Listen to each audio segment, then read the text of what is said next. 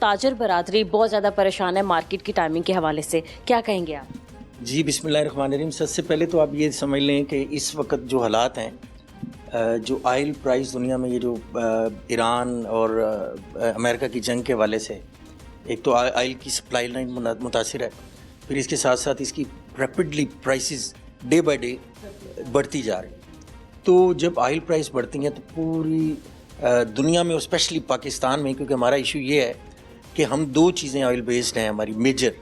ایک تو انڈسٹری کا جو را مٹیریل ہے وہ ہم باہر سے منگاتے ہیں، زیادہ را مٹیریل ہماری ایکسپورٹ کا اور ہماری انڈسٹری کا را مٹیریل باہر سے آتا ہے، اور را مٹیریل بھی زیادہ آئل بیسڈ ہوتے ہیں، وہ یعنی وہ پروڈکٹ جو ہیں وہ آئل سے بنتی ہیں. دوسرا ایشو یہ ہے کہ ہماری جو الیکٹریسٹی جنریشن ہے وہ بھی ہم فرنس آئل سے بناتے ہیں. تو یہ دونوں چیزوں نے ڈائریکٹلی ہماری اکانومی کو بڑا بیڈلی افیکٹ کیا ہے. پرائسز بڑھ گئی ہیں، سپلائی چین بھی متاثر ہوئی ہے، اس کے ساتھ ساتھ یہ فریٹ، آپ کی شپنگ کمپنیوں نے انہوں نے اپنے فریٹ بھی بڑھا دیے. تو انڈائریکٹلی یہ ساری چیزیں پلس ہو کے تو یہ آپ کی ان پٹ کاسٹ پہ یعنی اس کا اثر پڑتا ہے. تو پھر الٹیمیٹلی ان کے اثرات صارف پہ آتے ہیں، جنہیں آپ اینڈ یوزر کہتے ہیں یا کنزیومر کہتے ہیں. اچھا، یہ تو ہو گئی، اس سے انفلیشن بڑھتی ہے. اب یہ تو ایفیکٹ نیچرل تھا، کیونکہ جو نیچرل کلائمیٹ ہی ہوتی ہے یا جنگی حالات ہوتے ہیں، اس میں کسی کا بس نہیں چلتا. ظاہر ہے اس میں ہماری گورنمنٹ بھی بے بس ہے.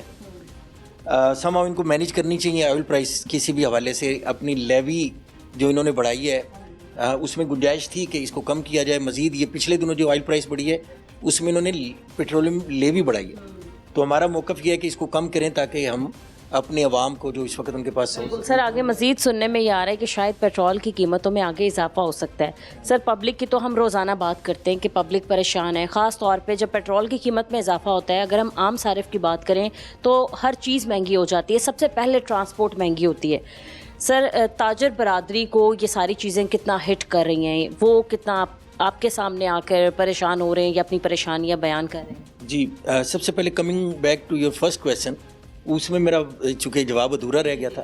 اب ایک طرف تو یہ پرائسز بڑھنے کی وجہ سے آپ کی انفلیشن بڑھ گئی.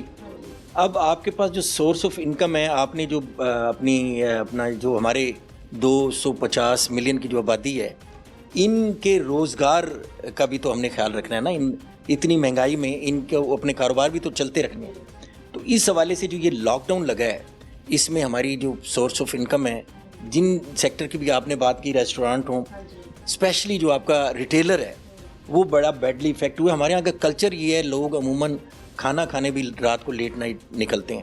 اور ہمارے یہاں جو ریسٹورنٹ کی اگر بات کی جائے تو ٹرینڈ جو ہے، دنیا میں لنچ بھی ہوتا ہے، ڈنر بھی ہوتا ہے.